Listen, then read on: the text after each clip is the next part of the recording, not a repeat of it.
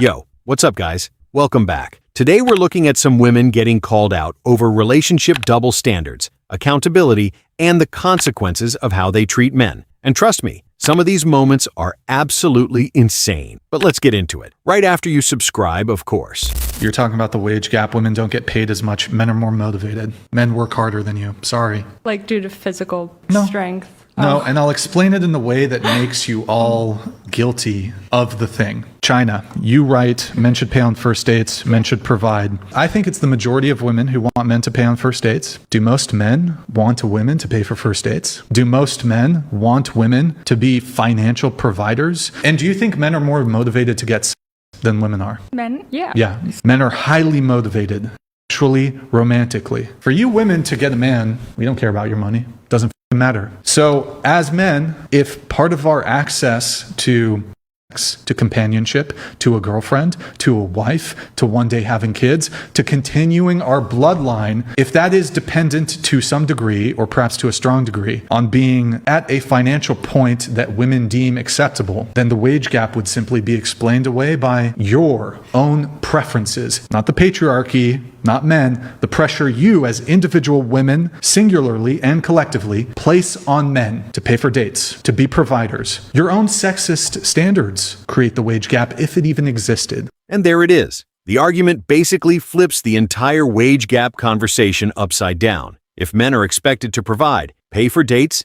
and reach a certain financial standard before being considered relationship material, then obviously that creates pressure around male earnings. But saying women's preferences cause the entire wage gap is way too simplistic. Careers, hours, industries, experience, and discrimination can all matter too. So the gotcha works as a challenge to certain dating expectations. But jumping from that to case closed is where the argument loses its legs. Reason number 8,456 why I hate men. I was loading my carry-on bag onto the flight, and I was trying to lift it over my head, very clearly struggling, very clearly. Everyone was watching me for a solid 2 minutes. I kept trying to lift it, and I finally snapped.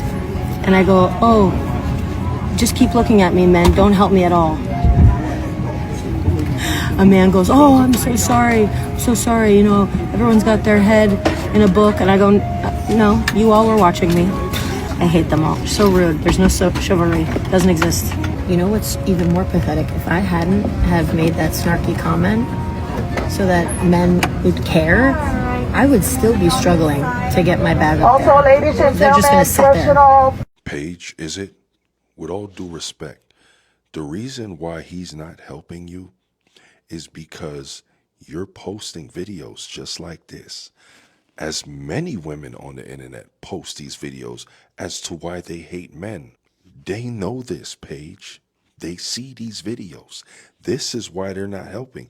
Even the ones that are nice guys and would potentially help, they're afraid to be called creeps. They're afraid of women saying that they're hitting on them when they're just trying to be helpful. So how are they to know who's safe to help and be a gentleman to, and who to just say, I'm gonna mind my business? I'm asking this respectfully because initially I was gonna say there are plenty of women on the internet making videos saying they hate men, and you're one of them.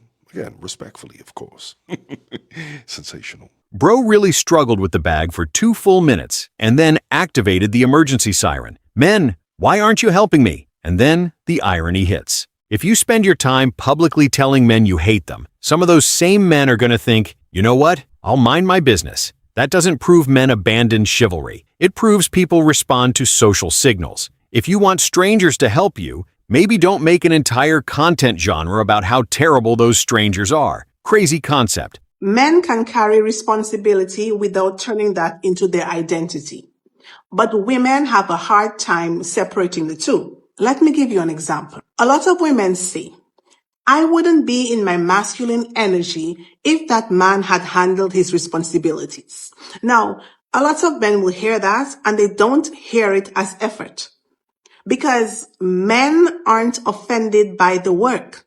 They are confused by the framing. They are confused by this identity talk that comes up when women do their responsibilities. When men do things that are traditionally feminine, right? They just do them. So If a man starts cooking, taking care of the kids, scheduling doctor's appointments, doing the everyday domestic things, that man is not gonna be like, doing those things made me feminine.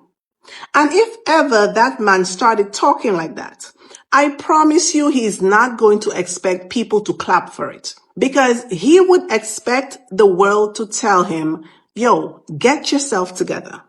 So when men hear things like, I had to become masculine, what those men are actually hearing is, yo, pressure changed who I am.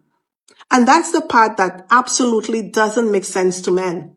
Because in their mind, how can handling responsibility cause you to see yourself differently? How does that rename you? Responsibility doesn't make you an entirely different person. It just means something needed to get done and you did it. That's it. So this really isn't about who worked harder. It's about what responsibility is allowed to mean once responsibility starts changing how somebody sees themselves. This is actually a pretty simple point wrapped in a mountain of terminology. If something needs to get done, you do it. Cooking, cleaning, childcare, bills, none of that magically changes your identity. Bro, responsibility is not a personality transformation. You handled the situation because nobody else did. That's it. The interesting part is the framing. Suddenly, ordinary responsibilities become proof that someone had to be masculine. Nah. Sometimes life just hands you a problem and says, congrats, you're the adult now. No ceremony required. I'm driving right now. I wanted to get this thought out there before I forgot about it. But it is so annoying trying to make friends with other women or have discourse on the internet because you can't. You can't. If you have an unpopular opinion amongst women, they will exile you and you will be painted as a pick-me, which is ridiculous. If you look at men, there is a huge array of different personalities, thoughts. They have discourse, they disagree, they talk about all this shit. While we can't do that. We can't do that, or else you're just a bitch. You get painted as an attention-seeking pygmy. What? You wanna know why? It's because all of these bitches are so fucking insecure. They have no sense of self. They don't know what's okay or not okay. They have to wait for someone that they look up to, one of their social leaders, to say, oh no, it's okay. We do think that. And then it takes a couple years for them to catch up on certain things. I'm like, listen, the guys have already thought this a while ago. You guys are fucking dumb. That's what the problem is. If you guys ever want your lives to change in any way, shape, or form, you need to allow for the pioneers to do the pioneering. You need to allow people with different thoughts, different opinions, to say their shit, to do their thing, to make you uncomfortable. Because guess what? That's how shit happens. You need to be challenged. And women don't allow that primarily. We're just gonna be stuck this way. Do you understand what I'm saying? Yeah. Can you see why I don't have any friends? No, I'm joking. Kind of. It's tough out here. I think women are also preyed upon by big corporations. That's why no one has personality anymore. It's all consumerism. But that is what my next YouTube video might be about, or not.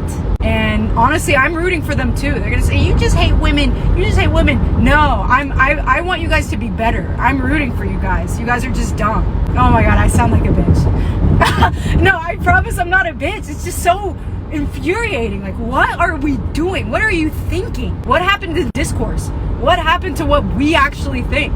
That's not a thing anymore. You have to just think what the internet tells you to. They're gonna say, oh, did you get picked? Did you get picked? Did he pick you? We're not even talking about dudes. If anything, dudes are even more mean. Dudes tear you apart if you say your opinion on the internet, but I digress. Mic drop, end video. Nah, this is actually hilarious. Because she starts by saying women can't handle disagreement, then spends the entire video calling women insecure, dumb, and brainwashed. Bro, you became the exact comment section you're complaining about, and that's the real gotcha. She wants women to tolerate unpopular opinions, but apparently her own unpopular opinion comes with a flamethrower. Still, her main point stands. Disagreement is necessary for ideas to improve. But if your version of open discourse is insulting everyone who disagrees with you, you're not exactly building a debate club. The mental health condition in men as a majority is very scary. To in be the black honest, community. I would And feel a away. lot of No, hold on. I would feel away mentally if I'm only looked at for what I can provide. Do you know the mental beatdown and emotional beatdown that probably has on a man if you're not 6 feet tall, if you don't make six figures, if you don't have a six every pack? man in every community has to go through that. I'm not talking about communities. I'm talking about the statistics of how people see value in a man. You're only as good for what you can give to me. But the second that you can't give to me, there's no reason for me to even be here. So why would a man opt into that? You want to talk about mental wellness? How could they possibly be well when men are looked at like objects too? And we try to pretend like they're not. That's not fair. Men are just as objectified for their money the way that women are objectified for their body. Nobody wants to build up a man. That's exhausting. Being a high value masculine man, if you get him at the finish line, baby, you don't have no say. Yeah. There's literally no say, because what value can he possibly see in you? That's my curiosity. Don't nobody want to build up no man. That's like raising a grown child. Yes, it is. What are you talking about? Don't you have no say then? That castle, that kingdom is on his terms. Yes, period. You're joining. And that's a thing too. It's not building a man, it's building with a man. And that is the difference. Now this conversation actually gets interesting. Men are often judged heavily by what they provide: money, protection, status, stability, and pretending that pressure doesn't exist is ridiculous. But the build a man from nothing, then you get no say argument also goes too far. A healthy relationship isn't one person constructing the other like a renovation project. It's two adults building together. And that final distinction is the strongest point here. Building a man versus building with a man. That's the part worth paying attention to. Well, what kind of advice could she possibly give you that you can't figure out from me, your girlfriend? That's a good question. You ready for this? Because it's going to be really good. She's talked me out of breaking up with you more than once. Multiple times I've been ready to walk away from over your jealousy, your accusations, your blow-ups. And Olivia is the one telling me not to throw the relationship away. And you know what? Sometimes she understands me better than Tina does. I'll tell you that, guys. Wow. Are you freaking kidding me? How could I understand you when you won't freaking talk to me? You just run to her. You're emotionally cheating on me. I can't believe that another woman is deciding whether we should be in a relationship together. Well, you should be grateful to Olivia, because if it wasn't for her, we would have been broken up months ago. Yeah, you know, I don't know about that, Jeff.